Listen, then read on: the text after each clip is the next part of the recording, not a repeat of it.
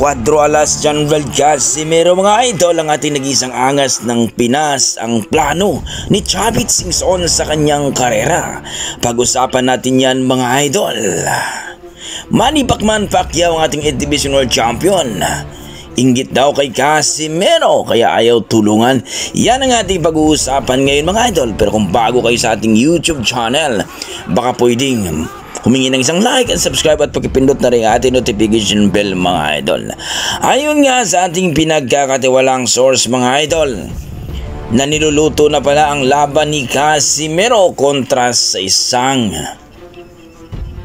Elijah Purse mga idol, na kung saan mga idol ay pumayag na nga daw itong si Sean Gibbons na mapalaban itong si Elijah Purse dito kay Cuadro alas Casimero.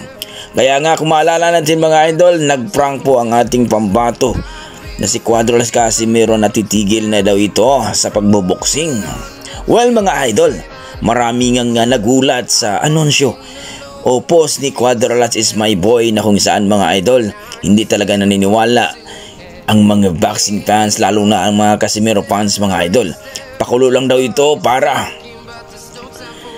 talaga na daw na magbunyi itong mga haters. Pero ngayon mga idol, ayon sa pinagkakatiwalaan natin ng source mga idol, na talagang niluluto na pala ang laban, na kung saan mga idol sa top 5 dito sa WBO mga idol, itong si Elijah Purse daw mga idol ang gustong mapalaban dito kay Cuadro alas Casimero.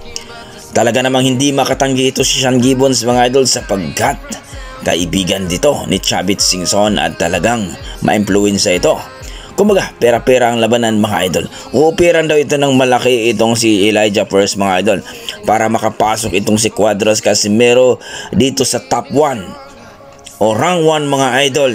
Dahil dito, itong si Carlamis Martin mga idol ay mapalaban daw ngayong Disyembre. Pero wala pa naman daw dito sa Boxrec mga idol kung matuloy ang kanilang laban. Na kung saan mga idol, mag-aagawan itong si Martin at si Casimero sa number 1 kapag manalo itong si Casimero dito kay Elijah Purse mga idol. Ayon sa ating mga pinagkakatiwalang source mga idol, matagal na itong gustong gawin o kunin itong si Casimero ni Chavit Singson, dahil ang anak ni Chavit Singson mga idol ay matalik na kaibigan ni Cuadro alas Casimero. Naunahan lang daw ito dito sa ilang manager mga idol, na kung saan ay hindi naman daw talagang nag-hands on kay Cuadro alas Casimero. Kumbaga mga idol, nakuha rin ito ng promoter ng Japanese mga idol.